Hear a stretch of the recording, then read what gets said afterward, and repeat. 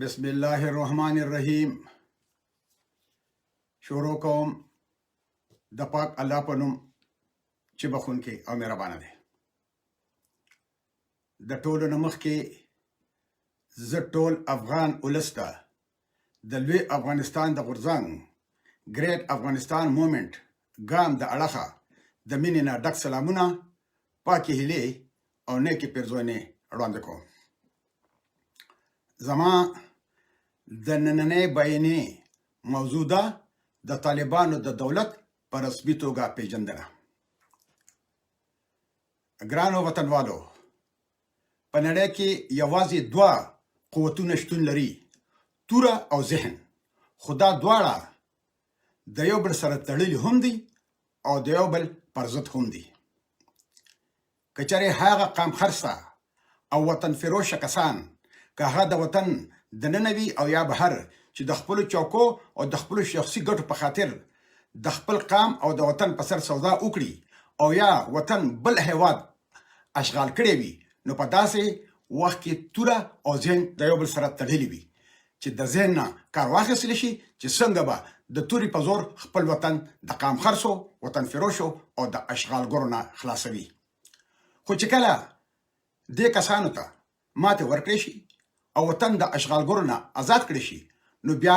د تورې ضرورت پاتې نشي او بیا د وطن د جوړولو دپاره باید چې د ذهن نه کار واخیستل شي او توره دیوال ته اویزانده کړی شي. خو داسې هم نه ده چې توره داسې اویزانده کړي دیوال ته چې زنګ ونیسي. کله نا کله ضرورت پیښیږي، خو هسې نه چې دومره زنګ ونیسي چې د احمدشاه بابا زنګ وهلې توره ترېنه جوړه شي چې وطن را له څوک په منځ دوه ټوټې کړي او موږ ورته په بټو بټو سترګو ګورو. د طالبانو په قدرت کې د راتلو نه وروسته اوس نیم وطن د اشغالګرو نه آزاد شو او نیم وطن د ډیورنډ د تورې کرښې نه تر د اباسینه پورې لا اشغال دی. خو هر کله وطن چې د قام خرڅو، وطن فروشو او اشغالګرو نه آزاد کړي شي، نو د دې نه وروسته هم که څوک توره استعمالوي، نو بیا دلته ذهن او توره د یو بل مخالف کیږي، ځکه چې اوس توره نه بلکې ذهن به استعمالول غواړي چې څنګه د خپل ولس او د خپل وطن دپاره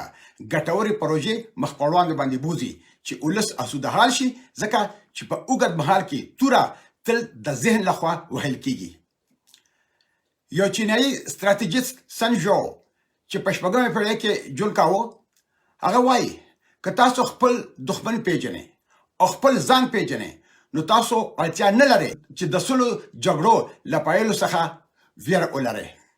اوس موږ ته خپل ازلي دښمن معلوم دی چې هغه پاکستان دی، او خپل ځان راته هم معلوم دی چې په یو کلاشینکوف مو د نړۍ ټولو زبرباکو هیوادونو ته د بیرته تلو هغه لار وښودله چې په کومه لار باندې دوی افغانستان ته راغلي وو. نو آیا موږ له داسې کېناستل پکار دي او د خپل اشغال شوي ځمکې پوښتنه د پاکستان نه به نه کوو؟ بل موږ همیشه وایو چې موږ د نړۍ لویو هیوادونو ته ماتې ورکړې ده، خو نتیجه څه شوه؟ شمالي ویتنام 21 کاله په کلاشینکوف جنګ وکړو، خو چې جنګ یې وګټلو، نو شمالي او جنوبي ویتنام یو ځای شول او یو ویتنام ترې جوړ شو. خو اوس موږ 22 کاله جنګ وکړو او جنګ مو وګټلو، خو بیا هم موږ ته هغه ډنډی و چې افغانستان پاتې شو. اوس په مسکو کې د امریکا سفیر جان سلیون په 28 د جنورۍ د جمعې په ورځ وویل روسیه وایي چې جګړه نه غواړي او امن غواړي، خو د امریکې سره په خبرو کې د میز په سر ټوپک ایښودی وي. نو دا کار خو د امریکې مشرانو روسیانو ته ښودلی دی. د امریکې د پخواني رئیس جمهور تیودور روزولټ قول دی چې د چا سره خبرې کوي نو کوه، خو په لاس کې ډنډه ښه مضبوطه ساته، نو مخکې به ځې ګینې نه شتلې. چې زموږ افغان دولت سره د روسیانو په شان په لاس کې ډنډه نشته، نو هر څوک را باندې رشخند وخي چې تاسو موږ په رسمي توګه نه پیژنو. دا خو د یو دولت او د یو ملت بېعزتي ده چې تاسو په دولت کې په ټول وطن مو کنټرول دی، په هیواد کې امن دی، خو تاسو موږ په رسمي توګه نه پیژنو. اخر دا په څه معنا؟ له ویتنام او افغانستان سره د امریکا تښتېدل او د شوروي د افغانستان نه وتل د فوزي ماتې په پرتله د پالیسۍ د ناکامۍ څرګندونه کوي چې کله په کال 1909 کې شوروي په افغانستان یرغل کوه نو په یو هفته کې فیصله وکړه چې په افغانستان ورخیږو خو هیڅ ستراتیژیکي نه درلودله او د 11 د سپتمبر د واقعې نه 4 غنټې وروسته چې کله امریکایانو فیصله وکړه چې په افغانستان ورخیږو خو یو جرنیل لیکي تر دې چې موږ دا هم پته نه و چې افغانستان چیرته دی او د افغانستان نه موږ بس دومره خبر وو چې څومره د برتانیې لیکوالانو په کتابونو کې لوستلی وو نو خبره دا ده چې د شوروي اتحاد او امریکای ناتو او نور 48 هیوادونو سره خو ډیره وسله وه خو په افغانستان کې د خپل کار عملي کولو په اړوند ورسره هیڅ پالیسي نه وه ځکه اوس لګیا دي او خپل زخمونه سټي د یو شوروي نه 15 هیوادونه جوړ شو او امریکای ته روس د یوکرين په اړوند او چین د تایوان په اړوند سترګې برند کړې دي او هډو سترګې ته نسوځي اوس به زراشم دته چې یو هیواد په رسمي توګه کله پیژندل کیږي خو زه دلته یو خبره کول غواړم د نړۍ د لوی طاقتونو د نړۍ د کمزورو طاقتونو د خپل کنټرول د لاندې دراوستلو لپاره مختلفې طریقې اختیار کړې دي کله بشري حقوق کله د ښځو حقوق کله د فساد بهانه کله د دیموکراسي بهانه او داسې ورپسې ځي خو د بد مرغه دا زبرځواک هیوادونه په خپل په دې عمل نه کوي د دې کمزور هیوادونو په اړوند د امریکای بهرنۍ پالیسي په درستلو باندې ولاړه ده اولنې چې په یو هیواد کې موجوده دولت په هیواد کې امن راوستي شي او کنه دویمه چې په دې هیواد کې د بشري حقوقو خیال ساتل کیږي او کنه او دریمه چې دا دولت د امریکای دوست او کو دښمن خو هر کله چې پاکستان په مشرقي پاکستان کې د بنگالیانو قتل عام کولو نو امریکا خاموشه وه په هغه وخت کې د امریکای رئیس جمهور ریچارډ نیکسن وو او داغه د امنیت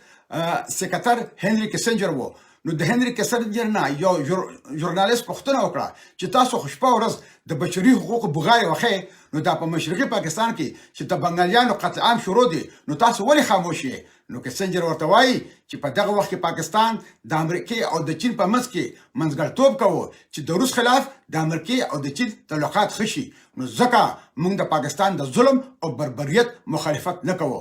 نو چې پاکستان 3 میلیونه بنگالیان وجل نو بیا بشري حقوق چرته وو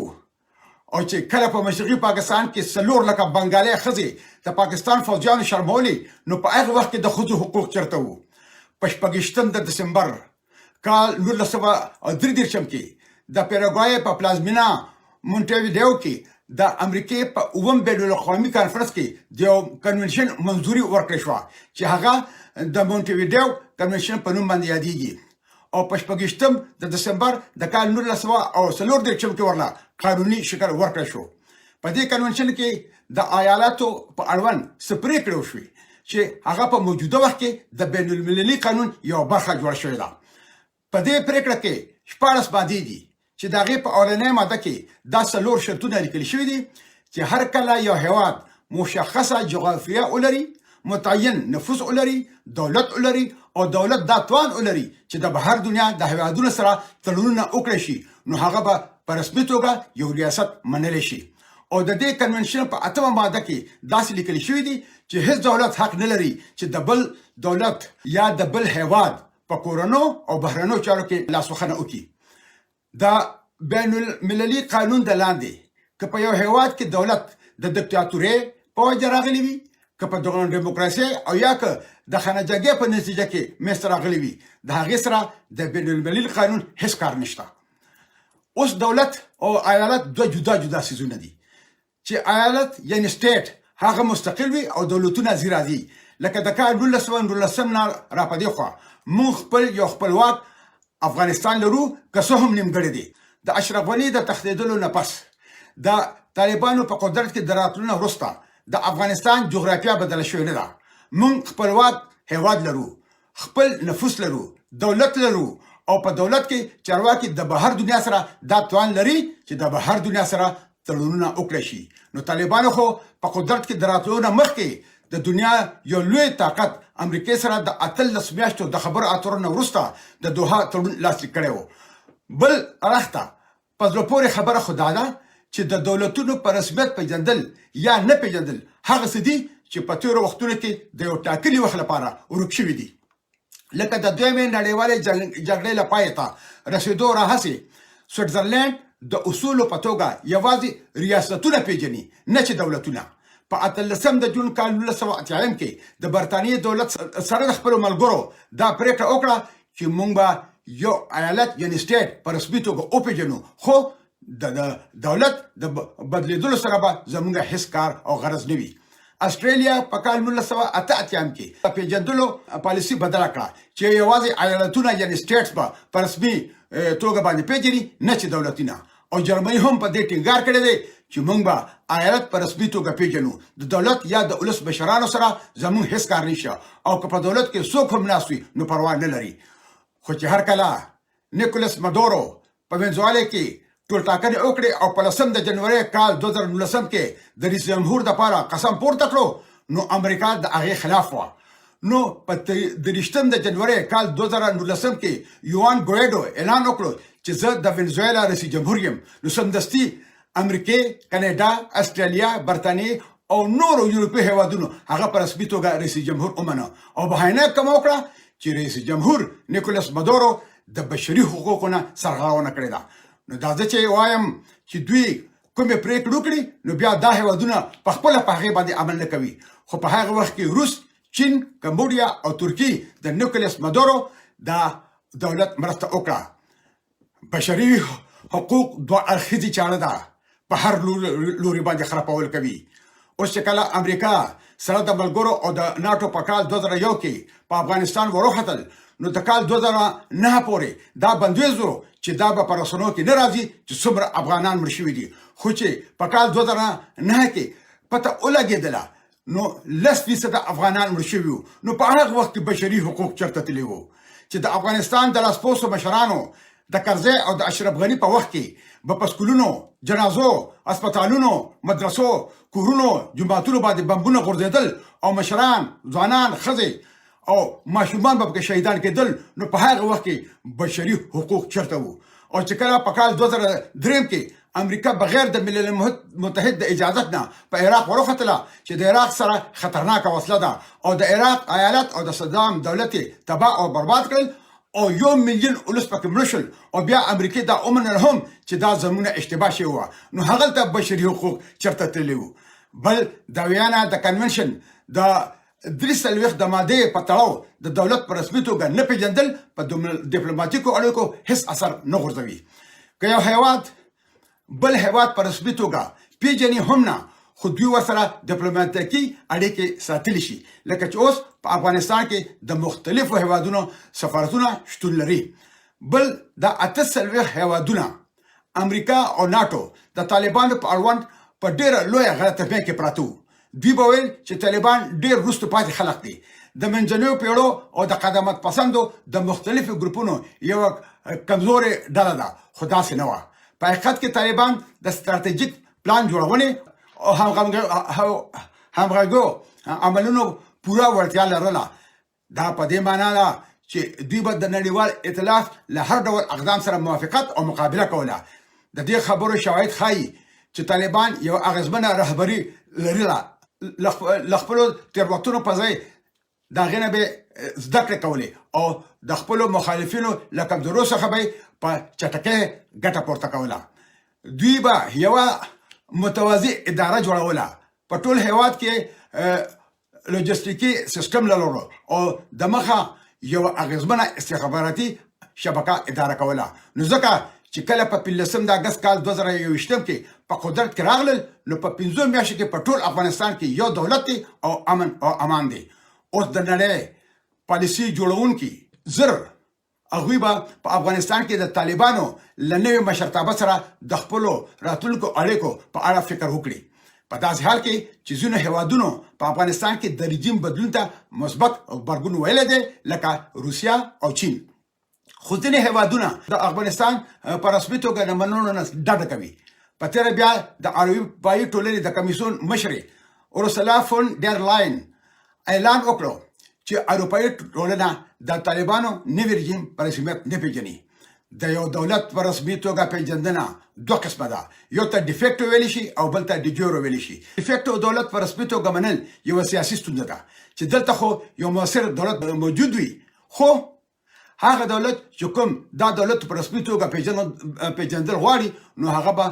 په دې خبره باندې ځان مطمئن کوي چې دا دولت به پایدار وي او کنه، او یو قانوني حیثیت به ولري او کنه. بل دا چې د ډیفیکټو دولت پیژندنه لغوه کېدی شي، خو د ډیجورو دولت په رسمي توګه د منلو نه وروسته لغوه کېدی نشي. د افغانستان په سینارو کې آیا په افغانستان کې د طالبانو رژیم باید له سیاسي اړخه په رسمیت وپیژندل شي او کنه؟ دا یو نازکه پوښتنه ده. یوازې له حقوقي اړخه د طالبانو د حکومت په رسمیت پیژندل بالکل ممکن دي. په دې تړاو به د نورو هیوادونو کسانو ته اجازه ورکړي چې د طالبانو د دولت سره خبرې وکړي او د حقیقت نه ځانونه خبر کړي چې دوی له چا سره خبرې کولی شي او کنه، او داسې به دوی د حقایقو نه خبر شي او د هغې په رڼا کې به ډیپلوماټیک او د کنسولګرۍ افسران وکولی شي چې بیا دفترونه خلاص کړي. په پای کې دا اړین ګام دی چې افغانستان ته اجازه ورکړی شي چې په نړیوالو حقوقي اړیکو کې برخه واخلي. بل د طالبانو د حکومت په رسمیت پیژندل به یقینا د رسمیت پیژندلو ټولنیز عمل ته یو بل بدلون ورکړي ان شاء الله. په هر صورت دا اړینه نه ده چې مشروعیت ته پام وکړي. یو لنډمهاله ډیفیکټو پیژندنه ممکن د مشروعیت ملاحظات وځنډوي او په دې توګه د وتلو یو عملی لاره هم وجود لري چې ټولو ګډون کوونکو ته اجازه ورکوي چې د مخ خوندي کولو معامله خوندي وساتل شي. د اګست په 10 کال 2021 کې د امریکای د بهرنیو چارو د وزارت ځانګړي استازي زلمی خلیلزاد دوحه ته لاړو او طالبانو ته وویل چې د زور لارې وخت ورسېږي نو په نړیواله کچه به ونه منل شي. خو باید چې طالبانو د خلیلزاد دا پوښتنه هم کړې وي چې دا کوم غلط چې تاسو په افغانستان کې په دولت کې کېدول دي او دوی لکه په موټي کې اونسي او وتښتي نو بیا به موږ سوکو، ځکه چې بیا خو به په هیواد کې انارکي راځي نو بیا به طالبان مجبوریږي چې دولت په لاس کې واخلي. پاکستان، جرمني، هند، ناروې، قطر، تاجکستان، ترکمنستان، ترکیه او همدارنګه د ملګرو ملتونو او اروپایي ټولني استادو یو ځل بیا ټینګار کړي چې په افغانستان کې به هیڅ داسې حکومت په رسمیت ونه پیژني چې د زور لارې تحمیل شوی وي. د ملګرو ملتونو سرمنشي انټونیو ګوترش حتی تر دې حده پورې ویلي دي چې د ملګرو ملتونو د غړو هیوادونو ترمنځ د متحد جبهې لپاره د هڅو په ترڅ کې د طالبانو په وړاندې یوازینۍ وسیله چې شتون لري هغه د طالبانو د دولت په رسمي توګه پیژندنه ده چې موږ طالبان په دې مجبورولای شو چې د بین المللي ټولنې غوښتنې ومني. خو چې په پاکستان کې 15 کاله یو نظامی دولت او د زور د مخې د پاکستان په ولس مسله شوی نو په هغه وخت کې د دې هیوادونو اصول چرته تللی. د برتانیې لومړي وزیر جانسن ویلي دي چې هیڅوک باید طالبان په دوه اړخیزه توګه د افغانستان حکومت په رسمیت ونه پیژني، ځکه چې په هیواد کې به یو نوې اداره رامنځته شي او ورته فکر لرونکي هیوادونه به هر هغه څه وکړي چې د افغانستان بیرته د ترهګرو په لور راګرځېدو مخه ونیول شي. د امریکا د بهرنیو چارو وزیر انټونی بلینکن وویل چې د افغانستان راتلونکي حکومت چې د خپل خلکو اساسي حقوقونه وساتي او تورستانو ته پناه نه ورکوي نو موږ سره کار کولی شو او په رسمیت به وپیژنو. د فرانس ولسمشر ماکرون وویل چې فرانس له طالبانو سره خبرې اترې پیل کړې دي په داسې حال کې چې دا تاییدوي چې فرانس دا ډله د هیواد د مشروع مشرانو په توګه په رسمیت نه پیژني. هغه وویل دا باید روښانه شي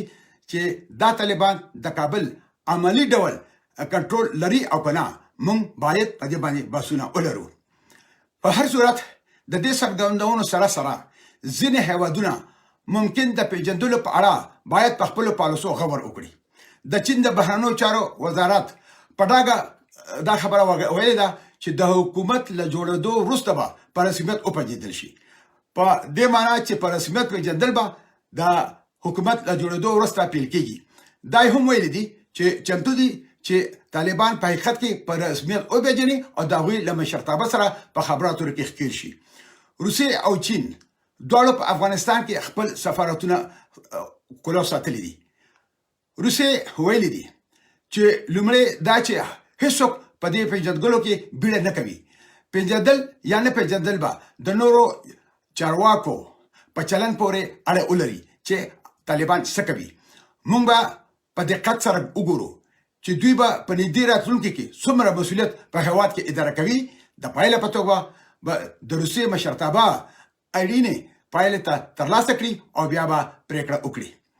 د روسیې او طالبانو ترمنځ ګرمې اړیکې د هغې توپیرونو نښه ده چې کله پخوا طالبان په واک کې وو. په کال 2000 کې طالبانو د چچنیا بېلتون غوښتونکي حکومت په رسمیت وپېژنده او هم یې چچنیا د یو خپلواک دولت په توګه په رسمیت پېژندلی و چې وروسته د چچنیا حکومت په کابل کې خپل سفارت هم پرانستی و. شاید دا د دې لامل شي چې افغان طالبانو روس او چین دواړو ته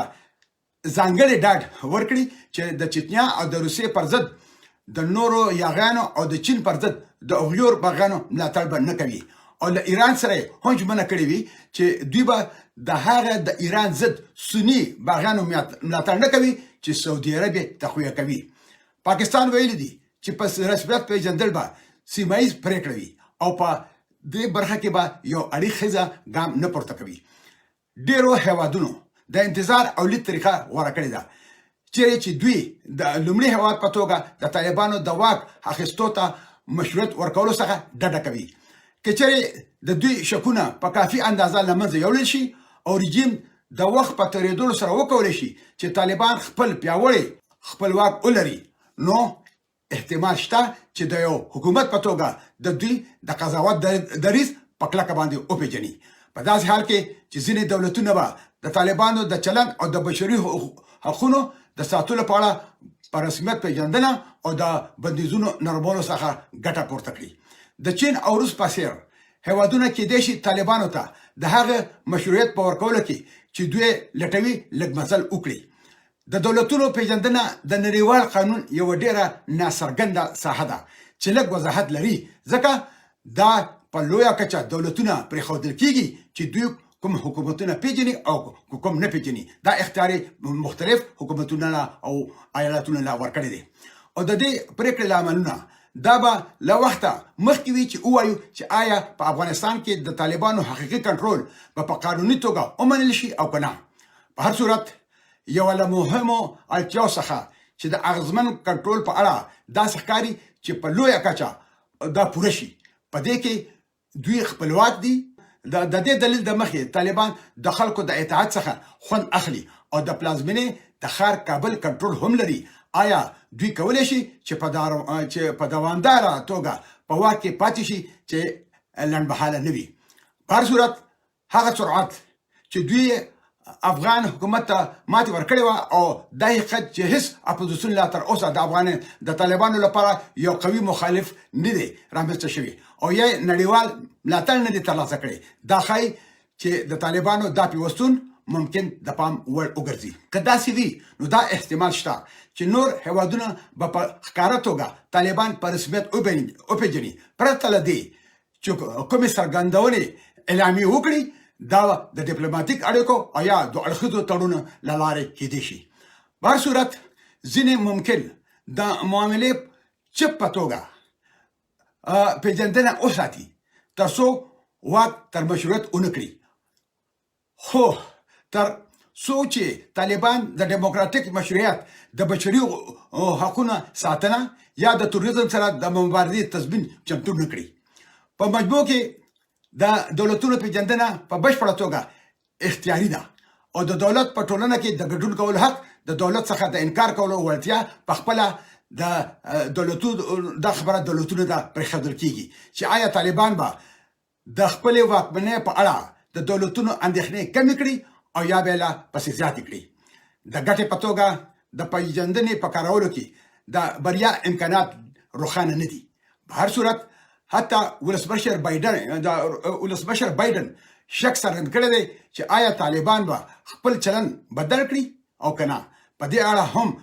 پوښتنې پاتې دي چې په افغانستان کې د ډیرو دولتونو د ګټو د خوندي کولو وړتیا اوس په د هغو طالبانو پورې تړلې ده چې په مؤثر توګه د هیواد چارې په مخ باندې بوځي. ښه یا بد، خو دا لومړی ځل نه دی چې امریکا او د نړیوالې ټولنې نور غړي په افغانستان کې له دې ډول پښتون سره مخ شوي دي. په کال 1990 لسیزه کې د طالبانو د ورستي واک ته د رسیدو په وخت کې افغانستان لږ تر لږه د متحده ایالاتو او د نړیوالې ټولنې له نظره په رسمیت پیژندل شوی حکومت نه درلودو. برعکس هغه وسیلې چې متحده ایالاتو او د نړۍ نورو هیوادونو د 1990 لسیزې په اوږدو کې د افغانستان په پیښو کې د ښکېلتیا او نفوذ ساتلو لپاره کارولې دا وړاندیز کوي چې څنګه دوی نن ورځ هم هغه شان وسیلې تعقیب کړي شي او یا هغه شان وسیلې تعقیب کړي. په دې معنی د پیژندګلوۍ تمرکز کېدای شي په سمه توګه له منځه یوړل شي، ځکه چې دا پالیسي تر ټولو سمدستي ساحه جوړوي چې د نړۍ سره د طالبانو نوي اړیکې به په راتلونکي اونو او میاشتو کې د خبرو امکان ولري. په نړیوالو چارو کې یو څو موضوعات د پیژندګلو په پرتله د ډېرې ګډوډۍ سرچینه ده. په خپله اصطلاح اکثره د دولتونو ترمنځ د اړیکو نورمال کېدو یا حتی د یو حکومت لخوا د بل لخوا تایید کول لپاره غلط فهمي کیږي. په واقعیت کې پیژندنه یو ډېر محدود قانوني عمل دی چې دوام لري، مګر د ډېرو مهمو پالیسو پریکړو څخه توپیر لري چې دوه اړخیزې اړیکې تعریفوي. د دې توپیرونو د پوهېدلو په بدل کې د هغه انتخابونو په روښانه کولو کې مرسته کولی شي چې متحده ایالات اوس په افغانستان کې ورسره مخ دي. په نړیوال قانون او په ډیپلوماسۍ کې پیژندګنه د هنر یو اصطلاح ده چې د تشریح کولو لپاره کارول کیږي. کله چې یو دولت د بل دولت شتون ومني او یو تړلی حکومت په نړیوال چارو کې د هغه دولت لپاره خبرې کولی شي، په داسې حال کې چې دولتي او دولتي پیژندنه په ګډه یا په خپلواکه توګه ترسره کېدای شي. پیژندنه د نړیوال قانون لپاره په ځانګړې توګه مهمه ده، ځکه چې دا هغه څه په ګوته کولو کې مرسته کوي چې آیا یو ارګان کولی شي چې د یو دولت په توګه د نړیوالو قوانینو له مخې حقوق او دندې ولري، او آیا یو رژیم کولی شي چې د دولت په توګه د هغه ایالت په استازیتوب د حقونه او دندې ترسره کړي. د نړیوالو عملونو په توګه د پیژندلو پریکړه کېدای شي په ښکاره توګه د رسمي بیانونو له لارې یا په ښکاره توګه د ځینو کړنو له لارې چې د نړیوالو قوانینو په توګه یوازې د بل دولت له حکومت سره تعقیب کېدای شي. په ځانګړې توګه د اعتبارونو تبادله د یو سفیر یا دوه اړخیز تړونونو ته ننوتل دي. په متحده ایالاتو کې د پیژندګلو پریکړه یوازې د ولسمشر لخوا ترسره کیږي، که څه هم د نوي سفیر لپاره د تړون یا تخصیصونو لپاره د مشورې او رضایت په بڼه د کانګرس همکارۍ ته اړتیا لیدل کېدای شي، خو کانګرس نشي کولی چې د ولسمشر د پیژندنې پریکړو مخه ونیسي، مګر دا کولی شي داسې قانون تصویب کړي چې دوه اړخیزې اړیکې په داسې طریقو رامنځته کړي چې د هغه کورني قانوني اغیزې تقلید یا محدود کړي. یو قانونپوه ډاکټر مور وایي د دولت اصلیت او تنظیم عمومي پوښتنې دي چې داخلي بحث او پریکړو ته اړتیا لري. بهرني قدرتونه د موجوده ډیفیکټو حکومت سره هله معامله کوي کله چې په کافي اندازه تاسیس شي چې د هغه د تل پاتې کېدو او دغه چا د رضایت په اړه چې د دولت د خپل ځان ساتلو او داخلي دندو او بهرنو مکلفینو د سرته رسولو وړتیا ولري. او د خوشبختۍ خبره دا ده چې هغه د افغانستان موجوده ډیفیکټو دولت لري. هغه رژیمونه چې د دولتونو په توګه نه پیژندل کیږي د نورو دولتونو کورونو محکمو ته د لاسرسۍ وړ نه دي، نه په بهر کې د دولتي ملکیت ادعا کولی شي، نه د خپل دولت په بهرنو ډیپلوماټیکو تاسیساتو کنټرول لرلی شي، او نه د نورو مختلف امتیازاتو څخه ګټه پورته کولی شي. له همدې امله هغه ایالتونه چې غواړي د خپلې پیژندنې پالیسۍ له لارې د پالیسۍ ایجنډا پر مخ بوځي، اکثره هڅه کوي چې د امکان تر حده د نورو ایالتونو سره همغږي وکړي. د یوې عملي مسلې په توګه دولتونه د پیژندنې په تصمیمونو کې خو ډېر زیات امتیازات کاروي. په اثري اثر کې تر ټولو عام چلند دا دی چې د دولتي پیژندنې څرګند ډولونه کم کړي او په ساده ډول په رسمي مسلو کې د دوی سره په منظم ډول خپلتیا ته دوام ورکولو سره نوي حکومتونو ښه په کلکه سره وپېژني. مګر دولتونه کله ناکله اړتیا احساسوي چې د دوی د پیژندګلو پرېکړه نوره هم روښانه کړي، په ځانګړې توګه کله چې یو دولت د انقلاب یا په واک کې د غیر منظمو لارو منځته راغلي وي. دولتونه د بهرني سیاست د یو وسیلې په توګه پیژندل شي. د څه شرایطو سره هغه دا خبرې بالکل تړلې کېږي چې یو رژیم ځینې نړیوال قانوني مکلفیتونه ومني، لکه ډیموکراټیک اصلاحات پلی کړي، د بشري حقوقو او د ښځو د حقوقو خیال وساتل شي. په نړیوالو اقتصادي اړیکو او نورو شرایطو کې د ثبات د سرچینې په توګه د پیژندلو په پالیسو باندې د خلکو تکیه اکثره دولتونه زړه نازړه کوي چې دوی په اسانۍ سره بدل کړي. برسیره پر دې ډېر ډیموکراټیک دولتونه اکثره د قانوني ټاکل شوي حکومت د ځای پر ځای کولو کې زړه نازړه دي، که څه هم نیمګړتیا لري چې د تاوتریخوالي یا نورو غیر قانوني لارو واک اخیستی وي. د پایله په توګه دولتونه کله ناکله لږ تر لږه تر یوې اندازې پورې د بهرنیو حکومتونو په رسمیت پیژندلو ته دوام ورکوي، حتی وروسته له دې چې دوی د اغیزمن کنټرول څخه کار واخلي. کله چې یو دولت د کورني سیاسي بې ثباتۍ سره مخ وي، نور هیوادونه کله ناکله دا نه غواړي چې هغوی دې دا حکومت په رسمي توګه باندې وپېژني. پیژندنه د ډیپلوماټیکو اړیکو له رامنځته کېدو څخه هم توپیر لري. ډیپلوماټیکې اړیکې د هنر یوه بله اصطلاح ده چې په ځانګړې توګه د سفیرانو، ډیپلوماټیکو پرسونال او د دولتونو ترمنځ د اړوندونو تاسیاسو دودیز تبادلې ته اشاره کوي، چې دا ټول د نړیوالو قوانینو له مخې ځینې قانوني امتیازات او معافیتونه تضمین شوي دي. د دولت پیژندنه د ډیپلوماټیکو اړیکو لپاره یو اړین شرط دی، مګر دولتونه کولی شي چې ډیپلوماټي اړیکې وساتي، حتی کله چې یو دولت د بل دولت په رسمیت پیژندنه ودروي. دا یو بل یا د دوی حکومتونو د نه پیژندلو په معنا پرته د ډیپلوماټیکو اړیکو رامنځته کولو یا حتی قطع کولو څخه انکار وکړي، په دې شرط چې پخواني دولت کوم ګام پورته نه کړي، لکه د نوي سفیر لپاره د اعتبار وړ سپارل چې د بل دولت مثبت رضایت ته اړتیا لري. البته ډیپلوماټیکې اړیکې یوازینۍ لار نه ده چې دولتونه یو له بل سره اړیکه ونیسي. دولت کولی شي چې د بهرنیو رژیمونو،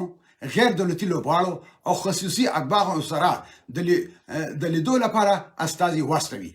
خو دا استازي او ارتباط به په ساده ډول د دودیزو ډیپلوماټیک اړیکو په څیر ورته نړیوال قانوني محافظت ترلاسه نه کړي. د اړیکو نورمال کولو یا د دولت په رسمیت پیژندل اخلاقي یا سیاسي تصویب ته اړتیا نه لري. هغه دولتونه او حکومتونه چې یو بل پیژني، نه یوازې دا چې له یو بل سره خپلې ډیپلوماټیکې اړیکې پرې کړي، بلکې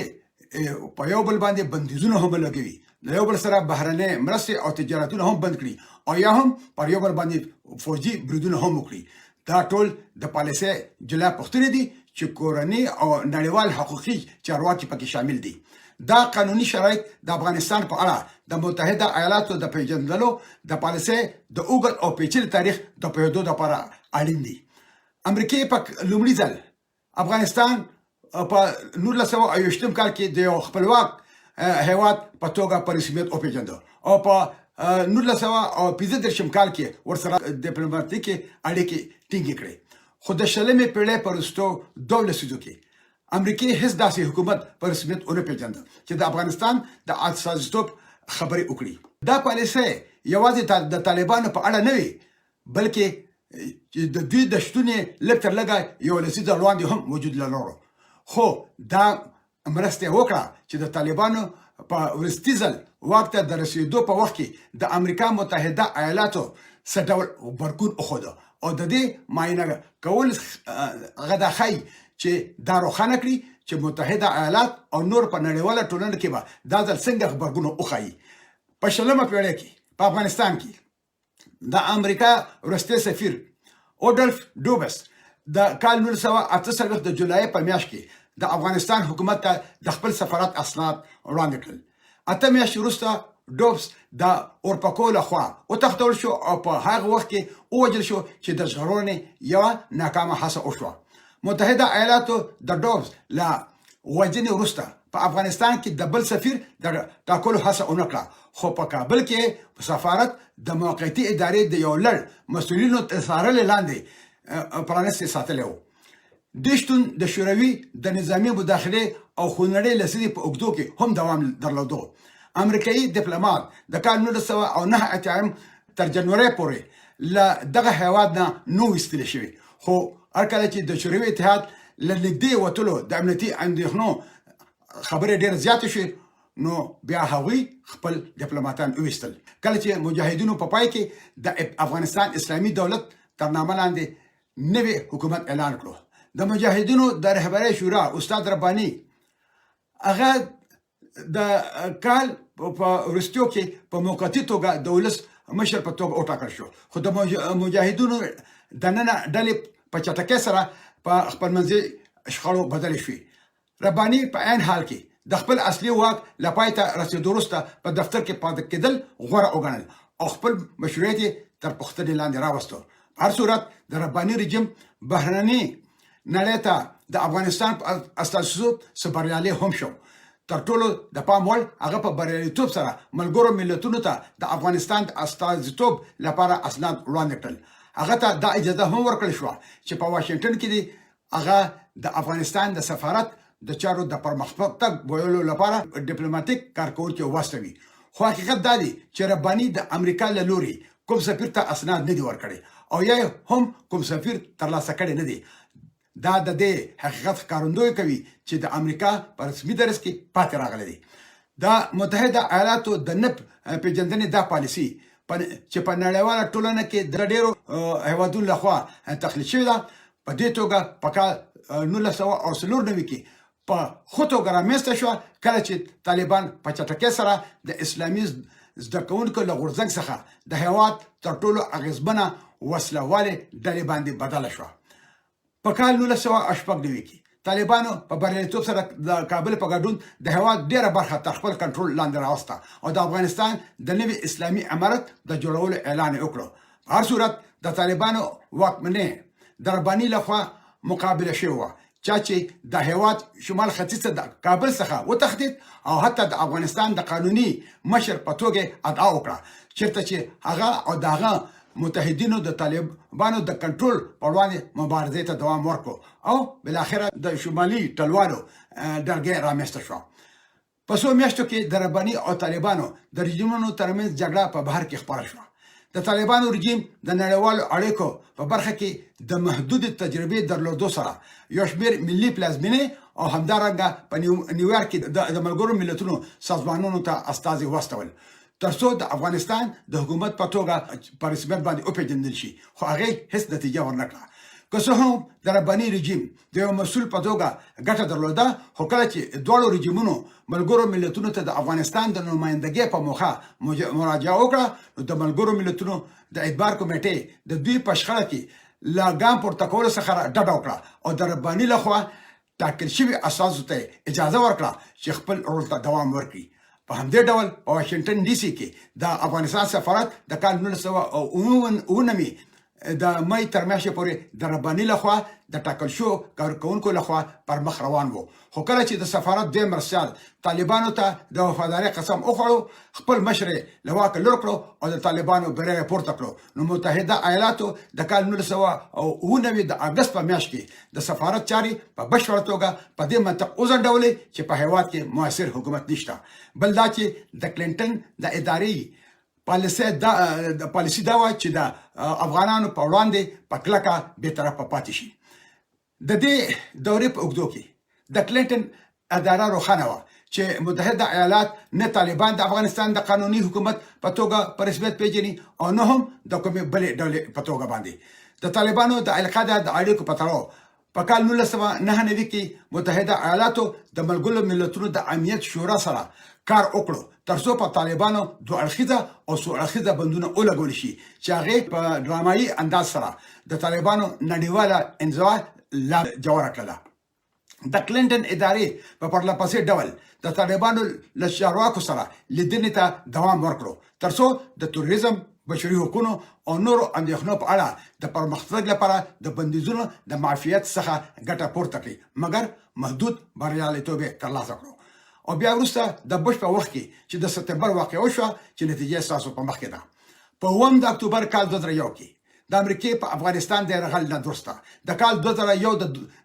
د دسمبر میاشت په 22 تاریخ امریکای په کابل کې خپل سفارت بیرته پرانیستو او د افغانستان یو ګوډاګي لاسپوسي د جنګ سالارانو شمالي ټلوالو ډاکمارو او غلو دولت په رسمي توګه باندې اوپېژندلو چې ټولو د ولس په مریخ لیک اولګوري او د ولس وینې تر د 15 د اگست کال 2021 پورې سکلي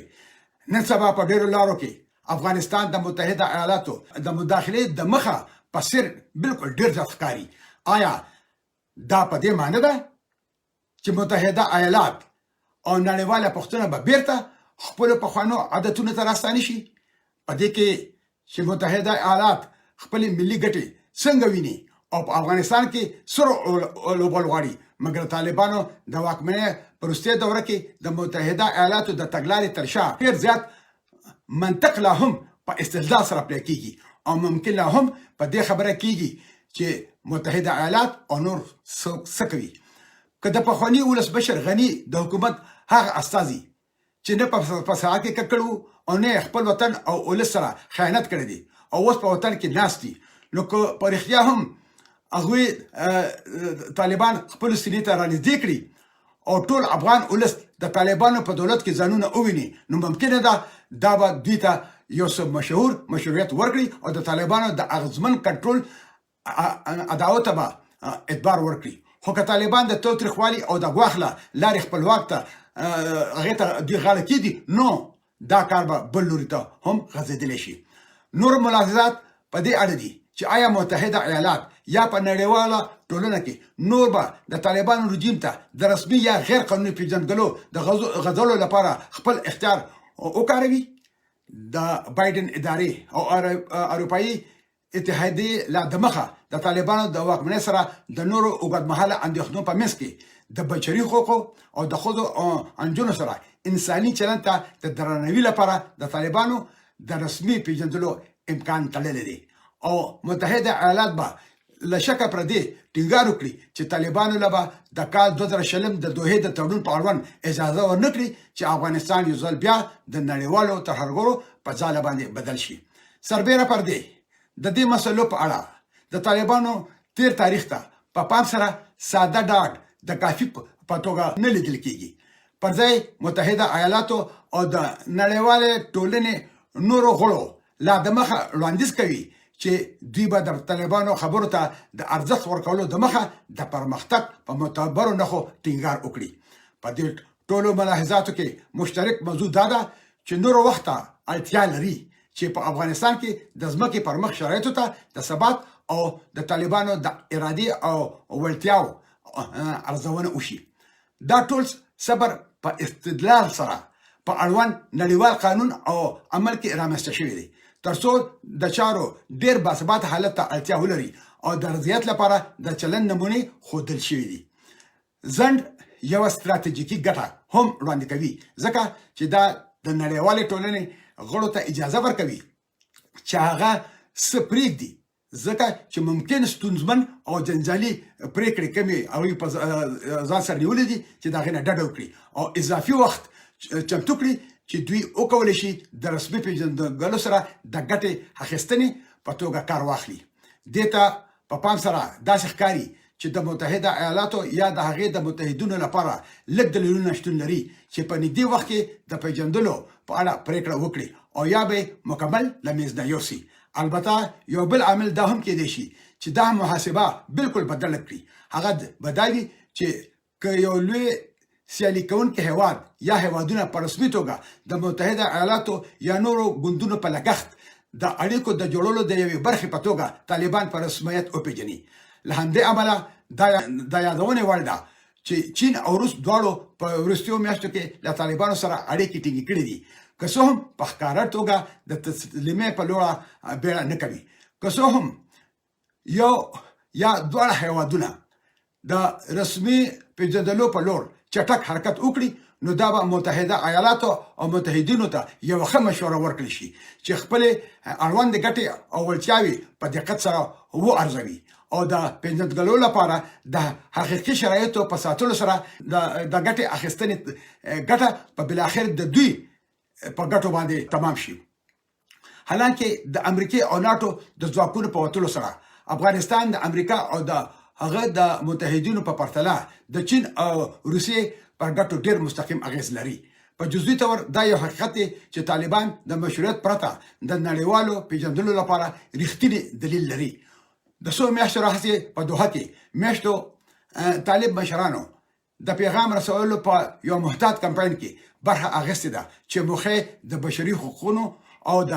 ښځو سره د چلن په څیر مسلو په اړه د نړیوالې ټولنې اندېښنې کمول دي. حقیقت دا دی چې د طالبانو مشران دا هڅه کوي چې نړۍ ته دا وښایي چې دوی پوهیږي چې د پراخې نړیوالې ټولنې سره خپلتیا ته اړتیا لري او لږ تر لږه هڅه کوي چې په دې برخه کې هڅه وکړي. او دا هم د حیرانتیا وړ خبره نه ده چې افغانستان په خپل دومره انزوا نه دی لکه څنګه چې دا وروستی ځل وو. دا ځل طالبان د پام وړ مالي شتمنۍ، ډیپلوماټیک ماموریتونه او نور ګټې لري چې په بهر دنیا کې شتون لري چې د هغې لاسته راوړلو لپاره د افغانستان دولت دې ته اړتیا لري چې په رسمي توګه وپېژندل شي. په لنډه توګه د طالبانو اوسنۍ مشرتابه داسې بریښي چې د پراخې نړیوالې ټولنې لخوا رسمي پیژندل د رښتینې ګټو ژمنه کوي او ممکنه ده چې د هغې د خوندي کولو لپاره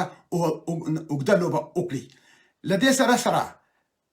لکه څنګه چې د رسمي پیژندنې په اړه خبرې اترې روانې دي، متحده ایالات او پراخه نړیواله ټولنه احتمال لري چې طالبان په نورو مسلو کې ښکیل کړي چې د دوی ګډو اړیکو ته خوره سمدستي تړاو لري چې هیڅ یو په مستقیم ډول په رسمیت پورې پیژندلو ته هیڅ تړاو نه لري. بهرنۍ مرستې او بشر دوستانه مرستې ممکن د بحث لومړنۍ ټکي وي، ځکه چې طالبان او نړیواله ټولنه دواړه د یو شمېر بشري کړاوونو په کمولو کې ګټې لري چې اوس افغان ملکي وګړي ورسره مخ دي. دا ممکن ده چې د څه حده پورې د بندیزونو د معافیت سره یوځای شي، ځکه چې د بندیزونو اوسني پروګرامونه احتمال لري چې د مرستې هڅو ته خنډونه رامنځته کړي. متحده ایالات او نور هغه هیوادونه چې د افغانستان د دولت د پام وړ شتمنۍ په خپلو واکونو کې لري ممکن د طالبانو رژیم ته اجازه ورکړي چې لږ تر لږه یو شمېر شتمنو ته لاسرسی ولري ترڅو دوی وکولی شي خپل ډول ډول مرستې ته چمتو کړي او ملکي کارمندانو ته د لومړني خدماتو چمتو کولو لپاره معاش ورکړي شي. دا ټول مسلې همدارنګه نور ستونزې لکه پراختیايي مرستې او نوې شوي اقتصادي اړیکې احتمال لري چې د پیژندلو په څیر د ورته شرایطو تابع وي. د ټولو سمدستي پوښتنه چې متحده ایالات او ځینې نور ایالتونه ورسره مخ دي یو ډیره بنسټیزه ده چې آیا په افغانستان کې پاتې کېدل په بشپړ ډول دي او که نه. له دې سره د طالبانو له مشرتابه سره د کابل له نړیوالې هوایي ډګر څخه د تلو د هڅو په اړه وروسته نوو خبرو دا وښودله چې له هغوی سره خبرې اترې د امریکې د ګټو په مسلو کې مرسته کولی شي. د دې دلیل لپاره هیڅوک باید حیران نشي چې د بایدن ادارې د نورو په منځ کې حتی هغلته د محدود ډیپلوماټیک شتون ساتلو امکان خلاص پرېښودلی دی، لکه څنګه چې د کال 1908 څخه تر د کال 1909 پورې د متحده ایالاتو تجربې ښایي. متحده ایالات دې ته د طالبانو په رسمیت پیژندلو ته اړتیا نه لري. د دې ترڅنګ متحده ایالاتو پخوا یو حقوقي دلیل وړاندې کړی چې ولې د افغان حکومت په رسمیت نه پیژندلو سربیره په افغانستان کې د دوی حضور له ډیپلوماټیک امتیازاتو او معافیتونو څخه برخمن دي. هغه نړیوال حقوقي مکلفیتونه چې طالبان پر رعایت کولو مجبوروي دوی غواړي نړۍ ته وښایي چې دوی د پیژندلو وړ دي. په کابل کې د ډیپلوماټیک حضور کولی شي د طالبانو له مشرانو سره د اړیکو د کرښو په ساتلو او د طالبانو د ژمنو د عملي کولو د څارنې لپاره ارزښتمن ثابت شي او تر هغه وخته چې طالبان په هېواد کې واکمن ځواک وي له دوی سره په ډیپلوماټیک ډول ښکېلتیا حتی پرته له دې چې په رسمي توګه وپېژندل شي. د متحده ایالاتو د محدود خو د اصلي ګټو د خوندي کولو یوازینی عملي همدا یو وسیله ده. د ښه یا بدتر لپاره د تېرو 40 کلونو د افغانستان او امریکې اړیکې ښایي چې په نړیواله ټولنه کې د طالبانو له شاملولو لپاره کومه اسانه لار نشته. په داسې حال کې چې طالبان غواړي چې د طالبانو د نوي حکومت په توګه په رسمیت وپېژندل شي. تاریخي لحاظ دوی نه دي توانېدلي چې خپل حکومت د نړیوالو معیارونو سره سم بدل کړي. په عین حال کې نړیواله ټولنه ممکن د یوې هڅاونې په توګه د رسمي پېژندنې امکان په میز د ځان سره وساتي. ګرانو وطنوالو، اوس په لوی الله سپارم. تل دې وي پښتونولي، تل دې وي پښتو او تل دې وي زموږ د پلار نیکه ګران او خوږ وطن لوی افغانستان د ازادۍ په هیله. مشال خان ټکر.